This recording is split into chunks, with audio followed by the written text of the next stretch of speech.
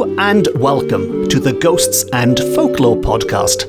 I'm Mark Rees, and on each episode, I investigate a different, weird, and wonderful subject. And on this episode, we are going to get festive with some Christmas ghost stories, because that's the best thing about Christmas. Never mind the presents and the parties, it's all about the ghost stories. But unlike Charles Dickens and M.R. James, the ghost stories on this episode are not works of fiction.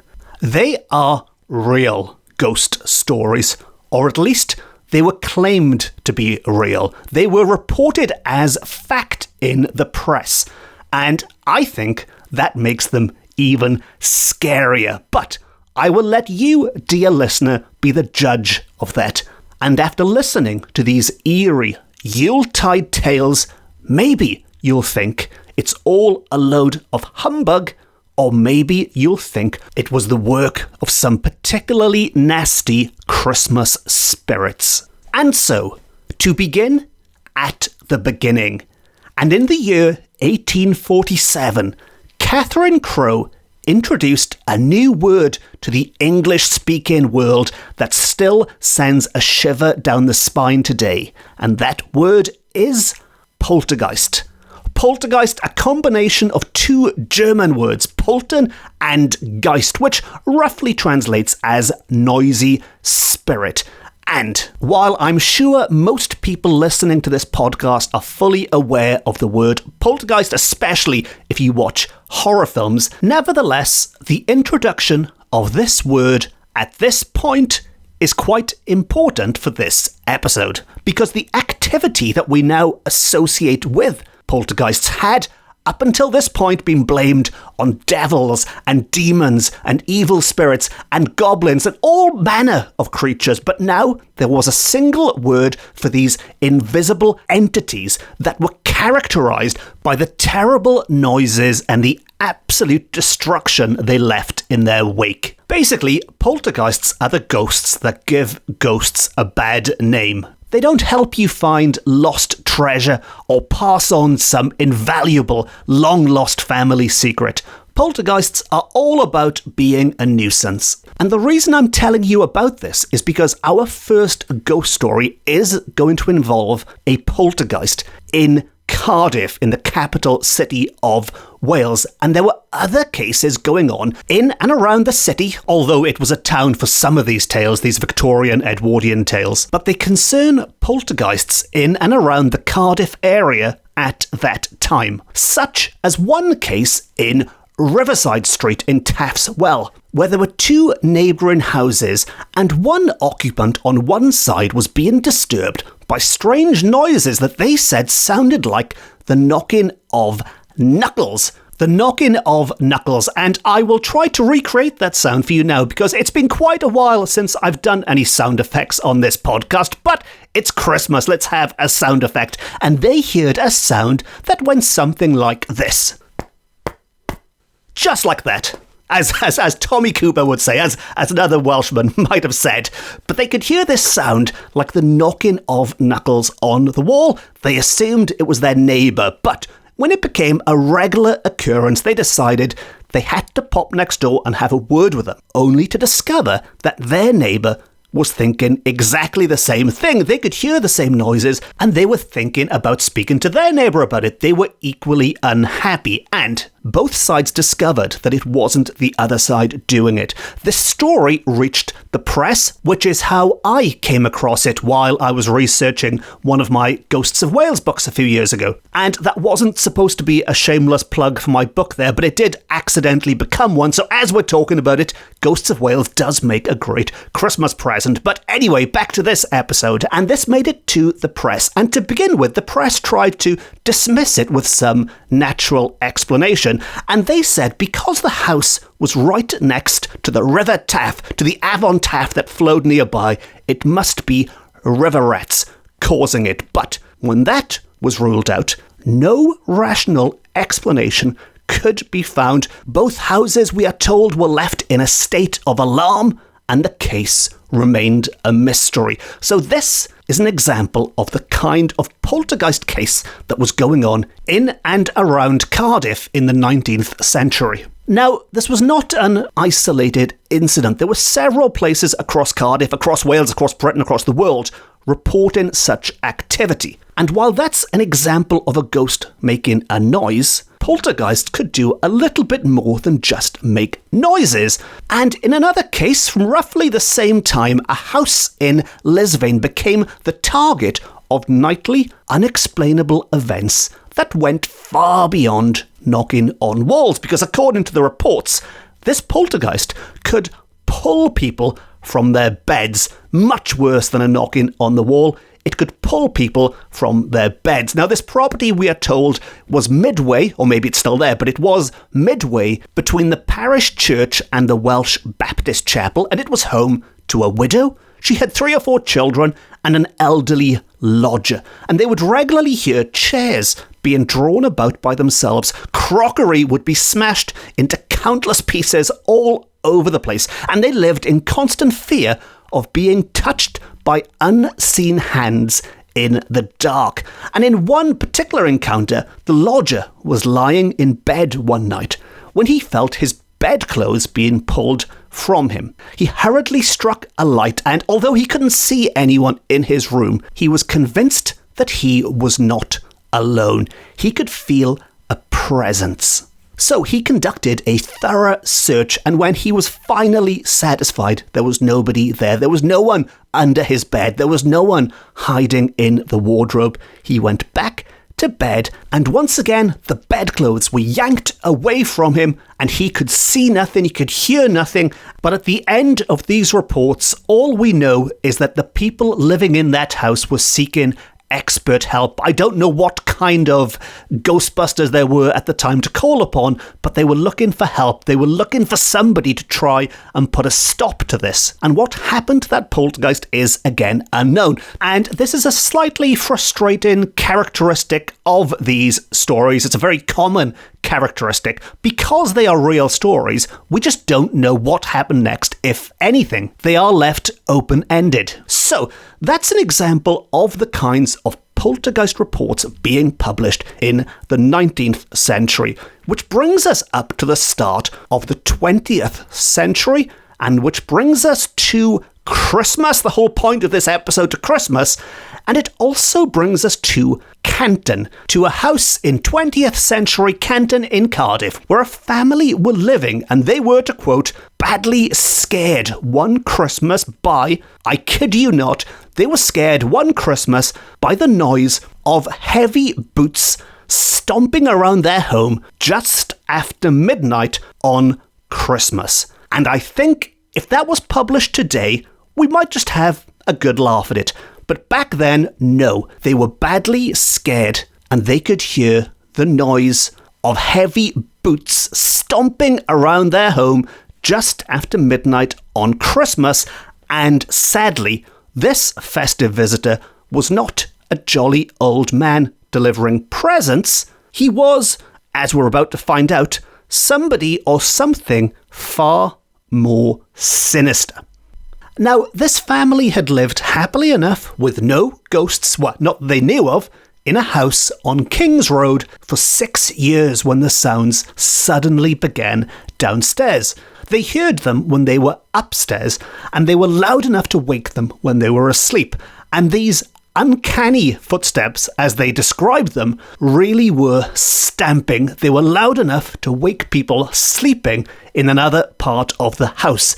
And they didn't stop at Christmas. They kept going presumably for all 12 days of Christmas. And they would always follow the same route. They could hear these footsteps starting in the front room. Then they would go out into the passage and then onto the stairs that led up to the bedrooms. Now, the husband was a hard-nosed skeptic, and he was determined to find a natural cause, and he failed again and again. And the only thing he achieved in doing was making his wife and children even more scared, because he was saying, don't worry, it's just this. And then it proved not to be that, and he had to come up with some other more unlikely excuse time after time and he would try to catch this Santa spirit in the act by standing ready at the bedroom door, and as soon as he heard those footsteps outside, he would pull it open, but as he did so, the sounds stopped. He would then conduct a thorough search of every room, because he knew they were in the house, he heard them, and then he would go outside, search the exterior as well. No stone was left unturned, and there was definitely nobody there. But as soon as he returned to bed, the sounds would also return, but with added ferocity. The stomping, stamping boots would come back like never before. He would then repeat the whole process. He'd jump out of bed, he'd repeat the search, find nobody, and once again, as a result, the only thing he achieved was scaring the household even more this time, because the stomping was getting louder and louder. So what was causing it? Well, the reports do stress that all non-supernatural sources were checked. Things like the gas meter, which I don't know much about Edwardian gas meters, but by all accounts they could make loud noises, and it definitely wasn't the gas meter or anything like it. That was all ruled out. And the idea that it might be a thief was ruled out quite quickly as well. The idea that it was somebody taking gifts instead of bringing gifts at that time of year, because of course, if you're a burglar, you want to do the total opposite. You want to be quiet and you want to steal things and run away. You don't want to be incredibly noisy, steal nothing, and then keep coming back again and again and again. Now, as with the other poltergeist cases on this episode, this one does not have some big reveal. It isn't wrapped up nicely like a Christmas present with a bow on the top at the end. We don't know what happened, if anything happened. But as a creepy little finale to this tale, the man of the house, the man at the heart of all of this activity, did make one observation that scared him more than anything else. And he said that whoever or whatever was causing this, because he was a skeptical person, but whoever or whatever was causing this must have been aware of his movements, because whenever he went in search of it, whenever he tried to catch it, the activity would stop instantly. But if he went back to bed, it started again even louder, which meant that he was being watched. And that, for him, was the scariest part of that entire affair. Which brings us to our final ghost story, arguably our scariest ghost story, another Christmas time haunting from Cardiff, from just down the road from where that one took place. But in this case, the ghost isn't just heard, it doesn't just stomp around the place. In this case, the ghost is seen as well, which elevates it above a plain old poltergeist terrorising the inmates of a house. And it was in Roath in Cardiff one winter that a journalist caught wind of a local haunting and decided to pop along and write a quick story about it, because back then, a bit like today, ghost stories made good headlines, even if the people writing them didn't really believe in the ghosts. You could have something like "Local Man Scared by Spook," which would sound great, and the journalist himself admits before he arrives at the scene, he was a skeptical man. However, at the end of writing this case, he admits to being baffled and mystified, and the events that follow are what baffled and mystified him. Now, this was around Christmas time, but a few months earlier, in the autumn, the family had first rented a house on Montgomery Street. It was a newly built house at the time, and they chose it because it was close to Roath Recreation Ground, and in particular, they needed a house next to a stable. For whatever reason, horses were important to them. They needed a house next to a stable, and this house by Roath Recreation Ground on Montgomery Street was perfect, or so they thought. Now, the man of the house, as with our last story, was once again a skeptic. He had no time for haunted houses or any of that spooky stuff, and yet again he appeared to be the main target of the spirit. It's almost like they are picking on the people who don't believe in them. Maybe there's a lesson there for us. But this man who didn't believe in them moved into this house, what he thought was an ideal house with a stable, with his wife, his 2 daughters, and his 2 sons. And it was the 2 sons who first claimed there was something strange going on. Specifically, they could hear rapping.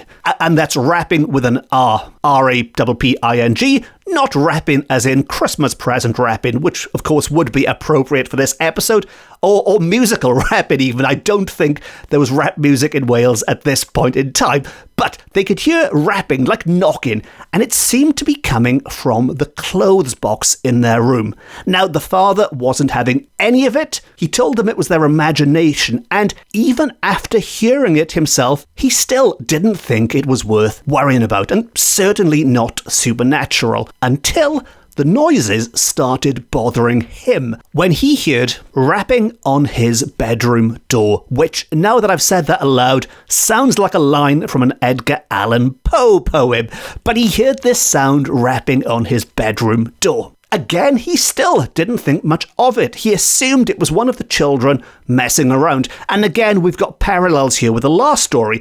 And he thinks, right, I'll catch them out. I'll wait by the door, and when I hear this rapping noise at my door, I'll open the door quickly and catch them. But as he does so, the rapping stops as soon as he opens the door, and there is nobody there. So far, this sounds like déjà vu, really. It's another ghost in Cardiff, disturbing people and disappearing. But things get a bit weird as the activity escalates. And the next people to really get spooked by it were the daughters. Now, the daughters also shared a room together, and they were the first ones to see something. And one morning at around 2 a.m, they were awoken by sounds, which was getting a common thing in the house by this point. But after being awoken, they saw a shadow-like form moving across the wall. After this, the activity escalated for weeks and weeks. Doors would open and close on their own, people would have their clothing tugged, and things really got serious just before Christmas, when the man was about to head out for the evening and realised he'd left something upstairs.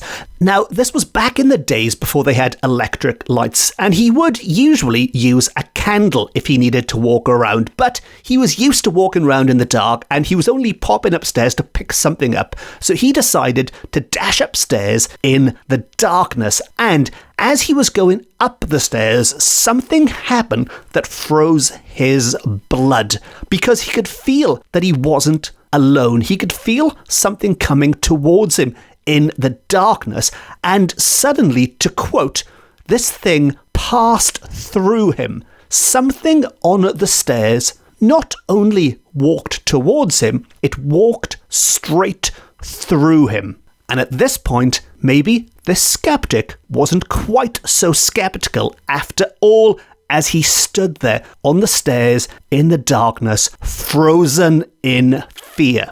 Now, we don't know if the man ever admitted to thinking that maybe this isn't all natural causes, but we do know that he was scared enough to move house. And by the time he was talking to the journalist, they had settled in their new property, but they'd only gone across the road. They were still in Montgomery Street, and the reason they were still nearby is because they needed that stable. That stable was really important to them. So even though they were too scared to stay in this, what seemed to be a haunted house, they'd only gone across the road when they had the chance to move. And that stable would not only be the reason they were there. You could say it was the stable's fault they were there, but the stable would play a central part in arguably the most terrifying part of this entire tale, and it was also said to be haunted itself, because the man, while he was there, had also heard these strange sounds coming from the roof of the stable. While he was inside working, he would hear these sounds, and as with the house, he'd go outside to check, and he could clearly see there was nobody there. And in this case, there was nowhere for them to hide. It was a roof. He could see it with his own eyes. There it was. There was nobody on it, but nevertheless, I can hear those noises inside. But back to the story. And back to Christmas, because this is the Christmas episode, and I'm assuming they had a good Christmas time. He certainly had a good Boxing Day, because on Boxing Day, the man was sitting there in the living room in front of the fire with his wife, fast asleep. Like most of us, I imagine, on Boxing Day, after eating way too much, he's fallen asleep in front of the television and was having, well, not the television, because televisions hadn't been invented. He wasn't watching Doctor Who or the Two Ronnies, but I'm sure he would have liked to have been. But he had certainly fallen asleep in his living room with his wife in front of the fire. Now, he would, as a rule, every night between 11 p.m. and midnight, go out and stable up the horses. If for some reason he couldn't do it, other members of the family could help out, but really, he liked to do it himself. Nothing to do with the haunting, I don't think. It's just the horses and the stable were very important to him. Now, on Boxing Day, when his son came in, and his eldest son, who was 24 years old, it wasn't a little kid, but his son came in and saw his father sleeping there on Boxing Day after a long day of merriment but no television. He thought, I'll do a good deed and I'll go out and I'll see to the horses for him. Now, it turns out the man wasn't actually sleeping. He was just lying there, resting his eyes, and when he noticed the sun was going out, he thought, well, it's very kind of him, but I'll pop out after him and make sure he does it properly. So the son heads out to the stable to see to the horses, and the man slowly raises up from that chair, heads out into the cold winter night after him. And this time, it's not the man who is frozen in fright, but he finds his son, who walked out a minute before him, frozen to the spot, standing there, motionless in the stable. On the floor surrounding him were discarded matches, because he'd tried to strike a match to put a light on, and as he did so, he saw a face in the darkness. He saw a face, and then he saw a body. That face and that body belonged to a woman dressed in white, who then glided towards the house. And as she reached the door to the shed at the back of the house, she did not stop, but kept going and vanished straight through the wall. Like his father, the boy beforehand had been an unbeliever. Nevertheless, he knew what he'd seen, and he'd seen the White Lady, which might well be the same spirit that was making all the noises in the house and freezing people as they walked up the stairs. Now, as mentioned, soon after these Christmas frights, they did move out. They didn't move very far, but they did move out. They spoke to the journalist. The story was printed in the press. And while I mentioned with all of the other stories on this episode that there's no satisfactory ending to them, there's no neat finale, well, there is something of an epilogue with this one. Because when the story was printed, other people who'd lived at this house got in touch to talk about their own experiences, and some people did corroborate what this family claimed had happened. They had also been scared by, to quote, strange tappings, and as a result, they had left for similar reasons. So this family, so it would seem, were not the first family to be scared out of this house. In the interest of balance, somebody else did then get in touch and say, actually, I lived there and I had no problems at all. But the final word in this story, I think, should go to the property's landlord, who, unsurprisingly you might think, dismissed all of these reports because obviously he didn't want to be stuck with a house that had a reputation for being haunted, which meant he couldn't rent it, or if he did, he'd have to rent it out on the cheap. So he wanted to draw a line underneath the entire affair. He said some rather uncomplimentary things about the people who'd reported this story in the first place, but he summed up the entire thing with one word, one single word, and I promise you this is 100% genuine. This was printed in the newspapers back in the 1800s, but it couldn't have been a better ending to this Christmas episode. And I don't think he could have had any idea back then how this one common word in his day, well over a century ago, would, by our time, by today, become so synonymous with Christmas. And also, he could have had no idea that some podcaster from Port Talbot would be quoting that one word to thousands of people around the world. But when he was asked about the haunting in that house in Cardiff, the landlord simply said the entire affair was humbug. It was all a load of humbug. But what do you think? Was it humbug? Or was there really something strange haunting the streets of Cardiff at Christmas all those years ago? And if so, does it still haunt the streets of Cardiff today? And will it do so again this year? Well, if indeed anything is reported, I'll be sure to bring you all the news on next year's Christmas special.